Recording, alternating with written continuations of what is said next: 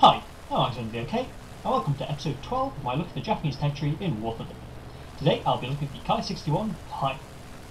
The Army Type 3 fighter, or Kai-61 Hien, Hien meaning flying swallow in Japanese, was codenamed Tony by the Allies. This is almost certainly because when it was first encountered by the Allies, it was mistaken for an Italian or German aircraft. This is because of the engine it uses. The Kawasaki company who designed the aircraft, continuing their penchant for inline engines, as you can see in the Kai-10 and Kai-32 devices used nicely in the game. It's a nice little light bomber though. It used the same engine as the BF-109E and the Smachi C202. This is the HA-40, a license-built version of the Daimler-Benz 601 engine, which produced 1,159 horsepower. Initially, the development of the Kai-60 project, an interceptor developed by Kawasaki, work started refining the Kai-60 design in late 1940 as the Kai-61. The Kai-61 in development proved faster than many of its contemporaries, such as the Kai-43 and Kai-44. Obviously substantially faster than the Kai-43 and, very competitive with the Kai-44, while still remaining fairly manoeuvrable. However, the inline engine it used proved fairly unreliable. Despite this, it proved pretty well in combat. This started in 1942. Its main advantage was its ability to keep up with Allied aircraft, particularly in the dive, which is the most common defensive used by American pilots against the Japanese, whose most airframes don't dive especially well, particularly things like the Kai-43. It was also used as an interceptor, being used to intercept bombing raids over the Japanese home islands. In this role, a technique was developed by some Japanese units to ram the American planes. One such case was First Lieutenant Toryu Shinomiya, who was actually able to land his Kai-61 after successfully ramming a B-29. So it's a really cool airframe, I think. It's certainly not my favourite Japanese aircraft, but it's certainly an interesting one. It's rare you get to fly inline engines while playing as Japanese, well, with the obvious exception of the reserve tier Kai-10. So here I'm diving on this poor little buffalo, and I get a nice crit in here. I'm flying the early Ko model at the moment. The Ko model has two Ho-103 machine guns in the nose and two Type 89s in the wings. This actually gives the plane pretty weak firepower, as I've discussed in previous videos. When the Ho-103 machine guns are fired through the propeller in a synchronized fashion, they actually have a really slow rate of fire, so it's actually relatively difficult to hit with them. And the Type 89s, certainly when you're getting up to this BR, which is at 2.7, are not very strong, which sort of confuses me as to why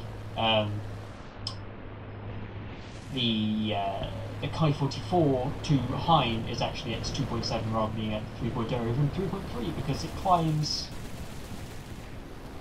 I'd say, actually better than the Kai-61, although the Kai-61 is certainly faster and it has better firepower than it, so I'm not sure why they've given it such a low BR, although I'd say that the Kai-61 its BR pretty well. It's a good performing airframe, even if its firepower is a bit lackluster.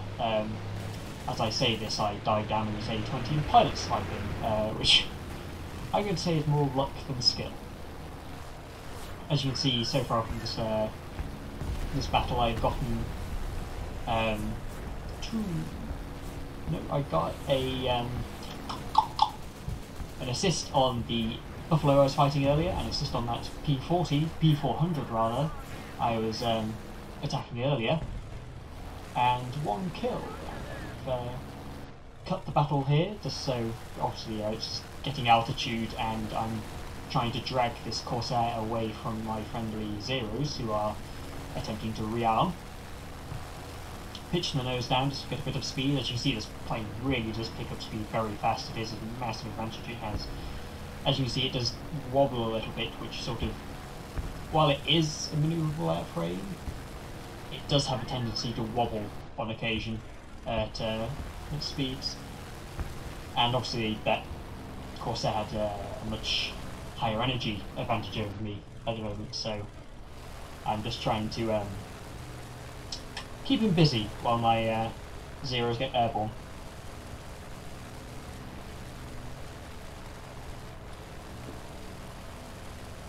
Let's do this. It's oh, there he is. There's the P40, who is the other remaining American in the team, and I again dive below the gun to use this Corsair, trying to keep an eye on both of them.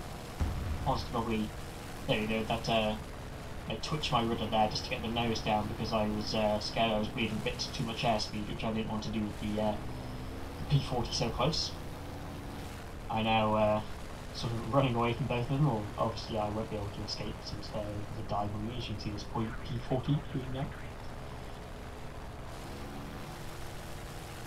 Just roll over and under his gun again. As you can see, when it rolls, it does have a tendency to pitch up, which is a bit of a pain if you then need to use your rudder to kick the nose down.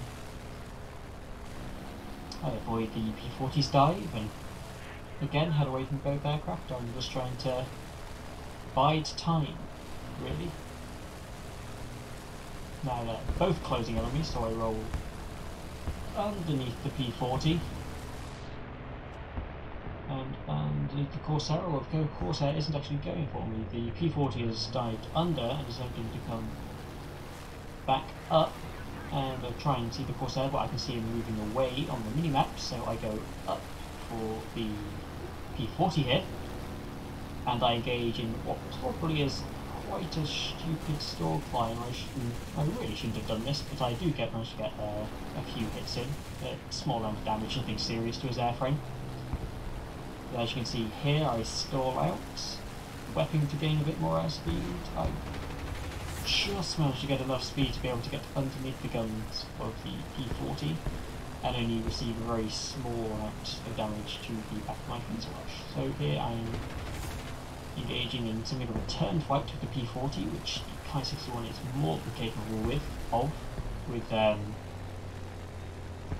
the right use of the engine. As you can see, I've throttled all the way back here to try and make the P40 overshoot. I get dangerously close to the water there, but as you can see, that has dropped my speed low enough that I'm able to now slot back in on the 6 of the P40, and as you can see from the radar, I do actually have two friendly Zeros closing in, just as I managed to get guns on target. I come back round to drop on the 6 of the P40, as he takes I'm not entirely sure what why that Zero is so low, but I managed to get guns back on target for the P40 and get a nice crit on him there. I actually managed to hit centre fuselage there, but a cannon round from the Zero managed to take him out, which, you know what, I'd like to kill, but I'm going to thank the Zeros anyway for coming and assisting me. As you can see, the Corsair is now closing in on us, although he's not going head on with me, so I'm going to try and quickly twitch around and get guns on target, but he's going a little fast, and the muzzle velocity of these guns aren't great. I fire a few 7.7s after him, just I do actually get a hit there nicely. Just to make sure he keeps speed up and gets away. So here I've climbed up again. As you can see, this is the main problem with the Ki-61. You can see my water is massively overheated here. But I've managed to regain altitude, and I'm going to try and bait this Corsair down in order to allow my Zeros to attack him.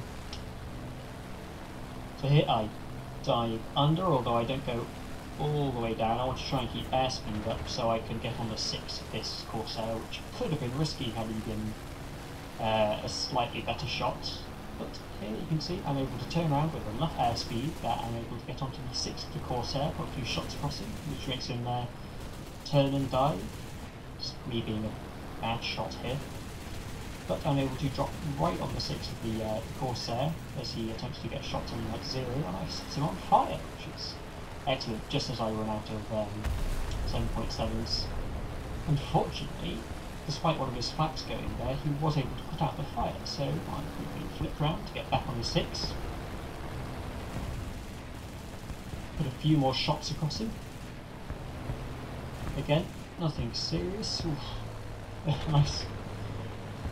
Very close in the dive there, and a Zero manages to take him out. And you can see I've now actually damaged my engine. So you really need to not whack too much in this aircraft. Just attack banzai into the chat there. Nice little victory cry. Although as you can see, my engine is in risk of dying. Although fortunately, the hostile team has been completely eliminated, rather.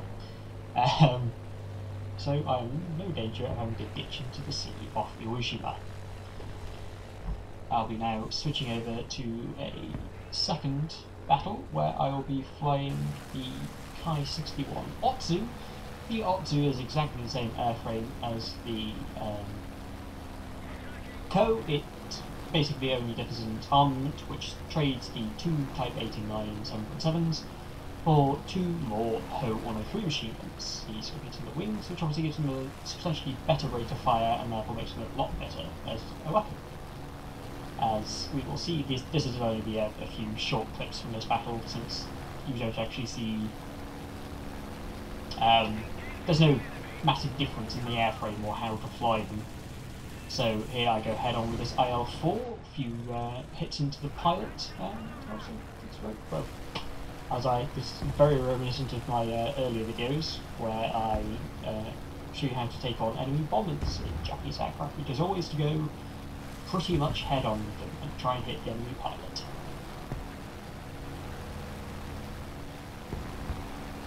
So here's a little bit later. A lot of the Russian team didn't climb, there are no MiGs in this game, I don't think. So here I'm diving down on one of the few high flyers, this I-16. I was a bit worried he's going to try and go head on for me there, which is why I don't immediately go for a dive on him. Here you can see, despite him pulling some pretty wild manoeuvres, one of my rounds goes straight through his wings and severs it. I'm able to get away scot-free. And here I'm going to engage another IL-4, again by diving down to roughly his altitude, getting well in front of him so I'm able to turn in time, get guns on target. So yeah, like I said, I won't be showing lots of the Kai-61 Otsu just because it's the same as the Ko, it just has a little bit better firepower and it sits at a BR of 3.0. So again, nice put in there and not the pilot unconscious. So that's this game, and this has been the Kai-61. It's a nice little airframe. I will obviously be showing the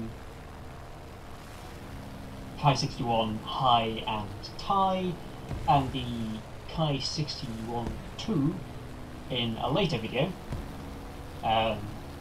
In my next video, I'll be looking at a development of the Kai-61-2, the Kai-100, which, somewhat unusually for being a late haul plane, sits at a BR of 3.7. I'll be talking obviously more about that in that video. So this has been the Kai-61. I've been Alexander VOK. Thank you for watching.